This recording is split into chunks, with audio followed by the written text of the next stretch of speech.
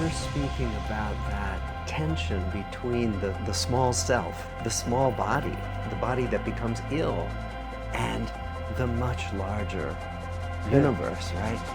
In the philosophical term, I say, our subtle body, body of prana. We have three bodies.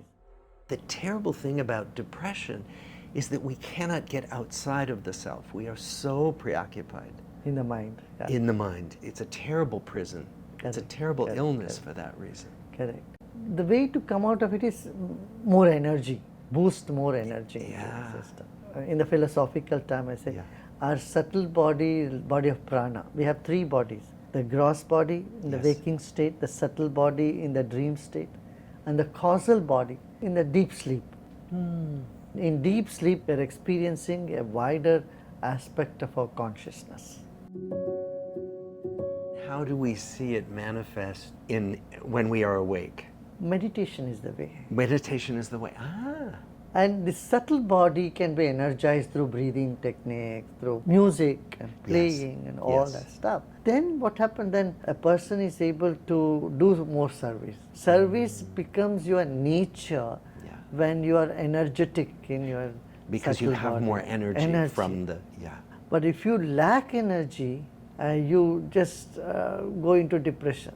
I saw that you have a program to train medical students, to train young doctors in being present with people. And you said something very important. It's the birthright of every human being to have a soul that's free of sorrow. That's an amazing statement to make to medical students who have chosen to face toward so much of the sorrow of life. And I would love to hear you say more about that, about the soul that's free from sorrow. How does that come about? You know, a broader outlook towards life will make your problems, issues very small. For every sorrow, there is a cause.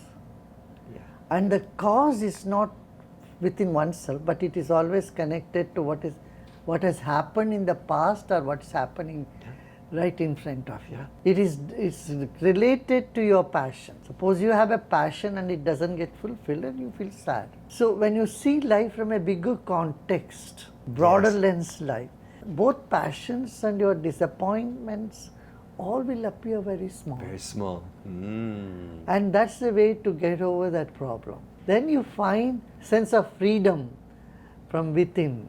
And that freedom is what happiness is all about. There are these stories about ancient Zen masters in China who meditated by themselves in silence for 9-10 years. And they are to be great stories of enlightenment. To me, it sounds terrible. Silence is good. I mean, it is necessary. But anything overdone, too much done is no good. Too much socializing is as bad as too much silence. Yes. Yes. A middle way. Middle path. Middle path. I think about physicians, including myself. How do we help people to expand awareness beyond the small self, especially when the body is in pain, when the body is going to die?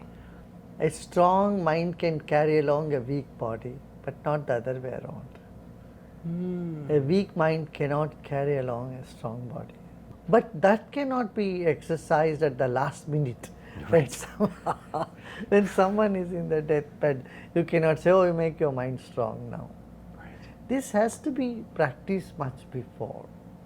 It's like building muscle. You know, you build your body. You can't build your muscle overnight. So it's a habit that you cultivate. So when you cultivate that habit of being happy and unmindful of all little downs that you face, you gain the strength. And that gives strength also when you are not so well. Intuition is something that you're teaching to children, right?